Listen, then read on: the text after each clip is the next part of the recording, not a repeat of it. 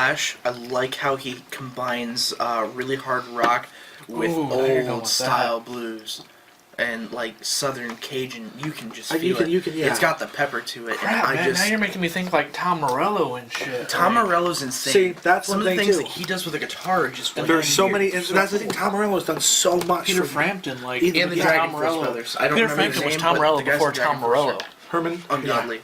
Yeah, Herman Lee. Herman Lee is amazing. Yeah, that's not even a question. And Squiscar Squiggle.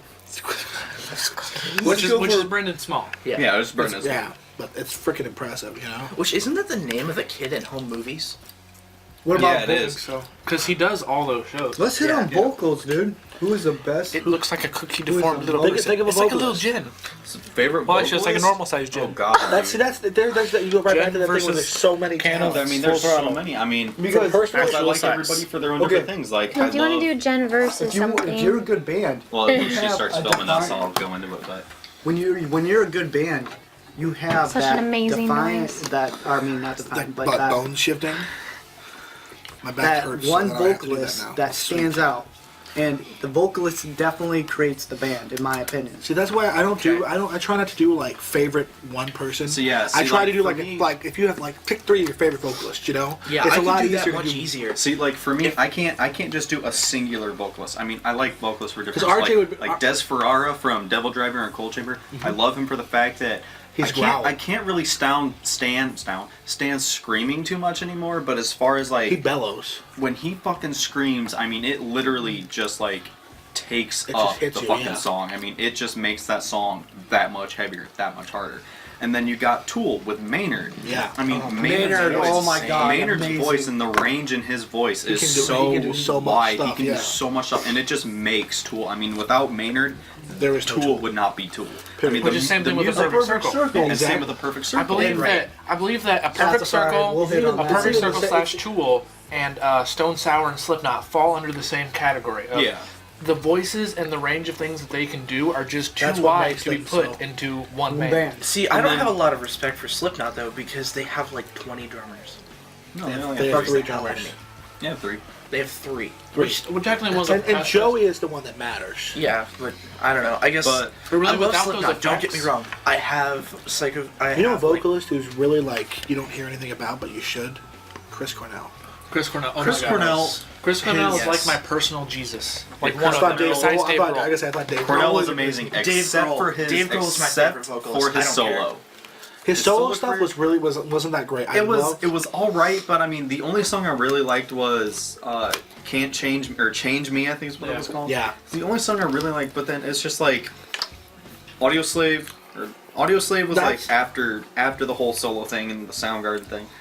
Audio Slave, you could tell that like he was just so happy to actually be playing with other people again. Yeah. But then when he did when he did his own thing, it was like all of his shit was just like you could tell all that his songs were really whiny. Exactly. sounding. He lost that like Okay. fire in that. I'm Like, going to give you a lesson on Chris Cornell. First, he was in Soundgarden. Okay, he dominated Soundgarden. That was an amazing band. It was. Then he did his first solo album as Chris Cornell, and people were like, it's okay.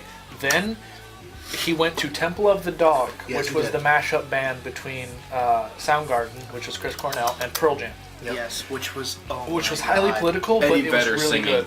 I love Eddie It Vedder's was voice. amazing. And then there was Audio Slave, and then there was another solo album. And then he's just gone solo now because Audio Slave's kind of broken up now that Tom Morello's doing Night Watchman and everything. Yeah. And I think Yeah. Rage Against the Machine might be getting back together. No. There's talk. There's no way. They There was got talk. they got back together. They broke up and then they got back together after Audio Slave kind of broke. And then Rage got back together. It I was love like Rage. a year and a half ago or something like that. Uh-huh. But then they broke again because Yeah. it's like I don't know. Rage Against the Machine is My- such an amazing. It's kind of like one of those bands that's like it wouldn't be that band. Like it takes all of them to make that band that band. Yeah, Right. And like- the thing is like, I don't really know if I want them to get back together because they were that band for that era. If you put them in this era, They're not- there's just they're not the not same gonna issues. match. The, It's- the it's political rock exactly- in my eyes was Rage was such an amazing political rock band. Mm-hmm.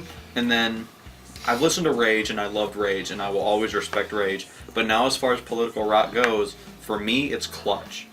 I can't like as far as political rock goes. I have to side with Clutch now on everything. I have to go with Green Day. I have to. Green Day. I've gotten They kind of had their thing back in the 90s. In the 90s is when they were really good. I don't like their new stuff at all. It was fantastic.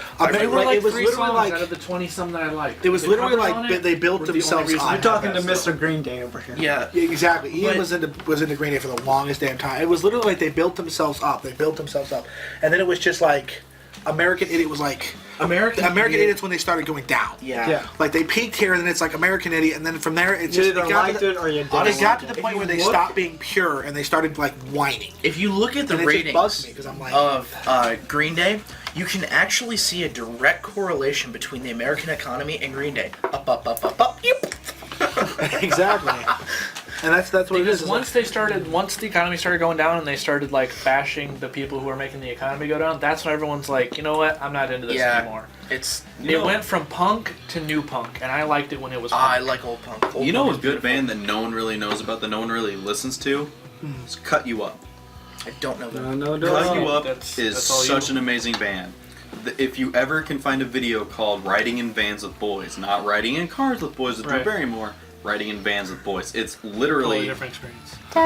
it's literally a DVD following Cut You Up when they got their start. Like literally Oh yeah, because weren't they with Green Day originally? Blink And 182. They were with Blink 182, Green Day, and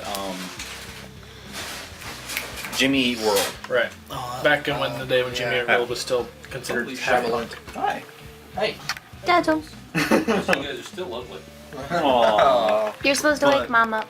Hot man, pretty. But Cut You Up pretty much got their start touring with You Green don't want to Day. be saying that when you go to prison. I know. That's why I'm saying got it their out start here. when they were going. How's it going, Stone? I haven't seen you in a while. Yeah, it's been too long. How you doing, man?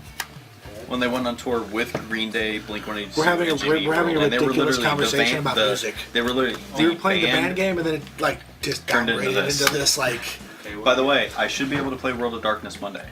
See, I thought me and Kendra might I'm have cutting this at 10 You want minutes. to play? What, Monday? No, we're just I'm cutting rolling this at characters. 10 We're We're just minutes. rolling the Characters characters. Yeah. Oh, okay, Here yeah. are 7. See, I wasn't sure if I had What is something World going on, but I don't think I did. Why? What's cuz? Okay, I don't know if you guys ever heard of the old game Nightlife. No. It came out in like You can 87, stop filming right 86. now. 'cause I-